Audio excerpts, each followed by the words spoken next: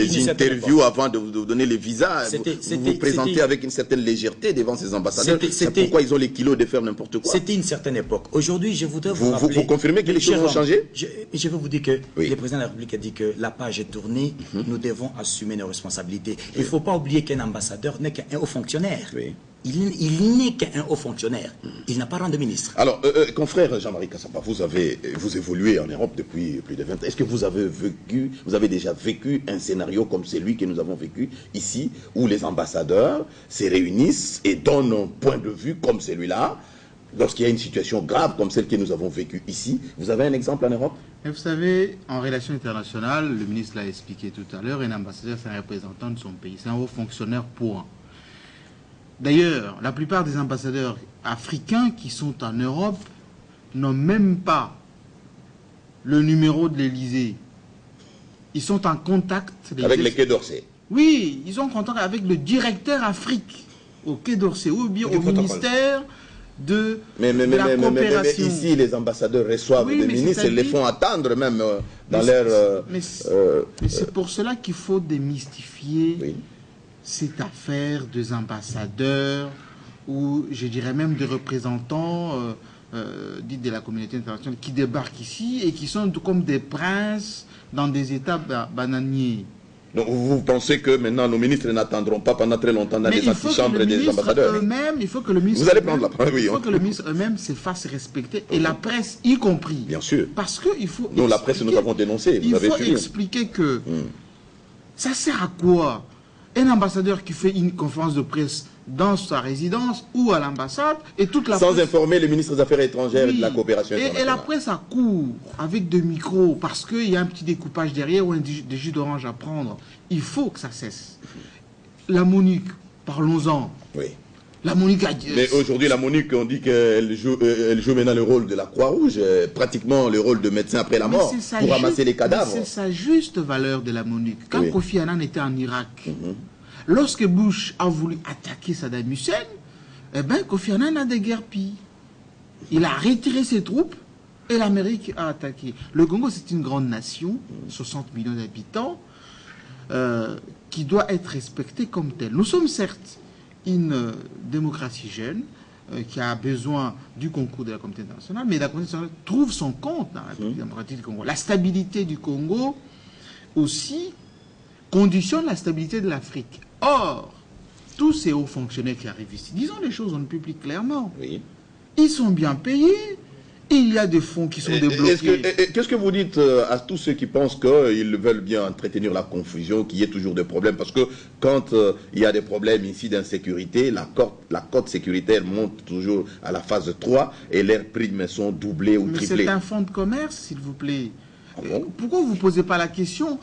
Les ONG, tout le temps, eh ben, ces ONG viennent ici pour intervenir, soi-disant, aider, etc.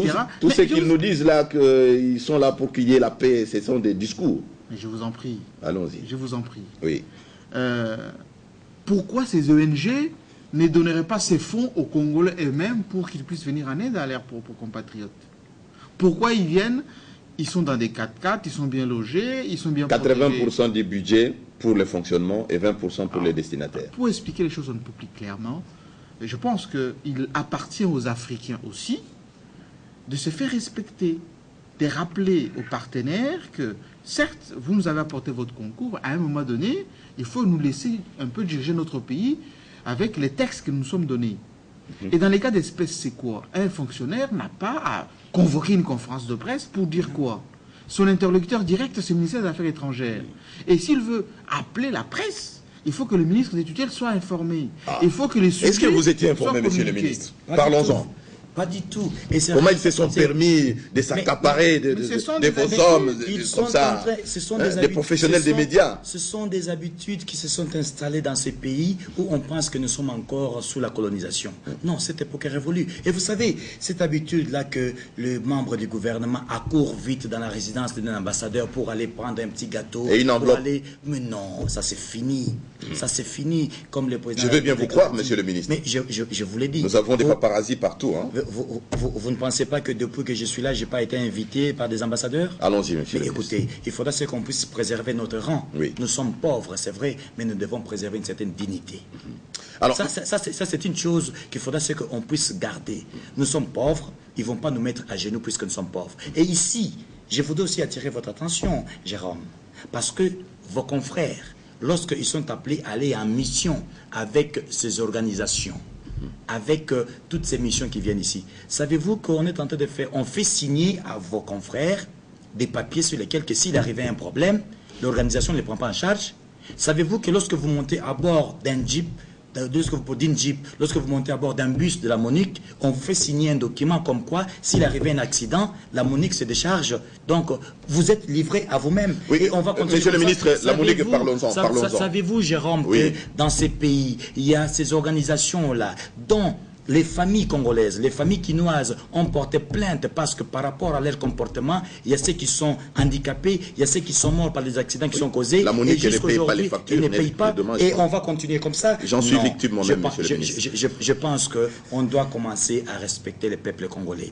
Nous acceptons qu'on vienne nous aider, si on doit nous aider, mais en respectant les Congolais. Je pense que le moment est venu où on doit changer de donne. Voilà. Il faudra qu'on puisse se dire que nous sommes face à un peuple souverain et ces peuples méritent beaucoup plus que ça. Mais monsieur le ministre, je voudrais que vous nous donniez un peu la lecture du gouvernement sur l'action de la MONUC pendant ces événements. Il y a des voix qui s'élèvent à gauche, à droite pour dire que la MONUC est devenue la Croix-Rouge pour ramasser les cadavres et constater les dégâts. La MONUC aurait pu intervenir, ne serait-ce comme si elle était incapable d'intervenir, de se positionner entre les belligérants pour éviter mort d'homme, elle aurait pu empêcher le pillard, les pillards à piller. Mais elle a vu tout ça. Et pourquoi elle n'est pas intervenue? Est-ce que chez vous, au gouvernement, vous appréciez l'action de la MONUC pendant ces événements-là? Parce qu'il y a ceux qui demandent que la MONUC puisse plier bagage parce qu'elle coûte cher pour rien. Plus d'1 milliard de dollars par an. Rappelez-vous en 2004, lorsque la ville de Bukavu était prise, la réaction des Congolais partout dans le pays et en particulier à Kinshasa, je pense que la MONUC doit tirer des leçons sur ça. Les événements malheureux qui se sont déroulés le 22 et le 23 mars dernier, la MONUC n'était pas sur terrain. La MONUC est arrivée après. Ouais. Et elle se permet le luxe de faire des déclarations.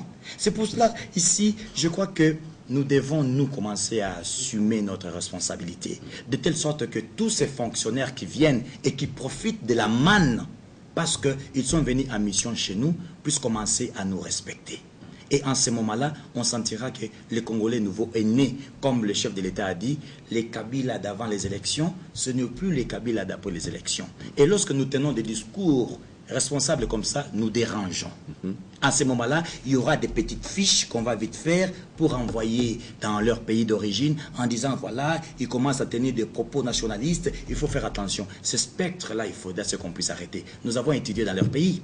Et nous pensons même que parmi ceux qui sont là, lorsque nous nous mettons face à face, nous allons tenir des discussions. Est-ce que vous pensez, parce qu'ils ont beaucoup d'argent, il y a ceux qui touchent 15, 20 000, ils ont des chantiers chez eux, et ils voudraient que les désordres continuent en RDC pour qu'ils continuent à rester également ici et à profiter de cette manne-là? Ça porte peu. Vous savez, nous avons une tradition chez nous. La tradition ancestrale congolaise dans cette terre d'Afrique est que nous sommes hospitaliers. Nous acceptons tous ceux qui veulent venir s'installer chez nous, mais qu'ils nous respectent. Nous sommes chez nous. Savez-vous qu'aujourd'hui, lorsque j'essaie de voir la situation, même sur le plan du petit commerce, aujourd'hui les Congolais commencent à être délogés. Il n'y a personne, il n'y a aucun Congolais sur l'avenue du commerce. Parce qu'un étranger vient et propose plus.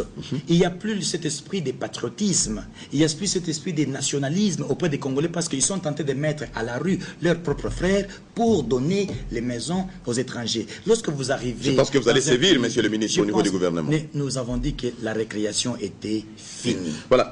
Qu'est-ce que vous dites, monsieur Jean-Marie Kassamba, à ceux-là qui pensent que les signaux du chef de l'État étaient tellement forts que les ambassadeurs se sont comportés comme ça pour essayer un peu d'étouffer parce que son action, parce qu'ils disent que ce monsieur risque vraiment de bannir l'impunité en République démocratique du Congo et même dans des sphères ésotériques il paraît que c'est très très fort et qu'il faut atténuer un peu la force de notre président. Non, je rassure tout simplement ceux qui nous suivent que les chiffons rouges qu'agite nos très chers diplomates n'a pour signification que de signaler que nous aussi on existe, pensez à nous, dans ces concerts de répartition de nouvelles responsabilités, oubliant la raison de leur présence ici au Congo. Je vous rappelle que dans l'histoire des Nations Unies, à travers le monde, rares sont des pays dans lesquels cette organisation internationale n'a à récolter des réussites. L'ONU est au Liban depuis 1978. Mais la guerre entre l'Israël et les pays arabes n'est jamais terminée. Vous prenez l'ONU qui a été au Rwanda à côté, quand il y a eu les génocides. Kofi Annan est venu présenter ses excuses. L'ONU est en Donc il faut forcer la Monique à partir alors. L'ONU est en Côte d'Ivoire. Jusqu'au moment où on parle, la crise ivoirienne n'est pas terminée. Non, on ne va pas jeter le bébé avec le bain. Et donc vous encouragez ce qui se passe aussi plutôt en Côte d'Ivoire, parce que nos frères de Côte d'Ivoire ont compris qu'ils pouvaient eux-mêmes s'entendre. Alors, dans ce qu'on appelle la géopolitique internationale, comment cela se passe? Dans des pays instables, les grandes puissances installent ce qu'ils appellent les forces d'interposition pour à la fois contrôler les forces en présence, avec des radars très puissants, qui mais également installer aussi d'une façon indirecte l'exploitation de ce qui peut être comme matière intéressante dans ce pays. Ça, c'est vrai. Ce qui n'est pas dit pendant toute cette période de transition où il n'y a pas seulement la MONUC, il y a eu le FOR, il y a eu d'autres forces qui sont venues ici. Donc ces organisations participent au pillage. On ne peut pas le dire comme ça, mais il faut nuancer en disant que ce n'est pas gratuit. Oui. Chacun trouve son compte. Mais le plus important dans cette affaire, c'est de permettre à cette jeune démocratie de s'installer confortablement. Ce n'est pas une dérive dictatoriale ou une espèce d'un régime fort que Kabila aurait inventé comme ça par génération spontanée. Non, c'est tout simplement le rappel à l'ordre. Fini les désordres. Ils ont financé les processus électoraux, les élections. D'ailleurs, quand Vital Kamerhe a été installé comme président de l'Assemblée nationale, tous les ambassadeurs sont partis lui présenter leur civilité en disant, en sortie des audiences, qu'ils sont prêts pour encourager cette nouvelle démocratie, qu'ils aillent jusqu'au bout, qu'ils laissent les autorités légitimes gérer le pays et qu'eux se cantonnent dans leur rôle de partenaires voilà, c'est clair qu'ils ne fassent pas ce que nos diplomates ne peuvent pas faire chez eux. Voilà. Nous allons maintenant aborder les derniers thèmes de notre entretien sur ce plateau, c'est les dossiers KM. Mais avant que vous n'interveniez sur ce sujet, nous allons d'abord suivre ce que le chef de l'État a dit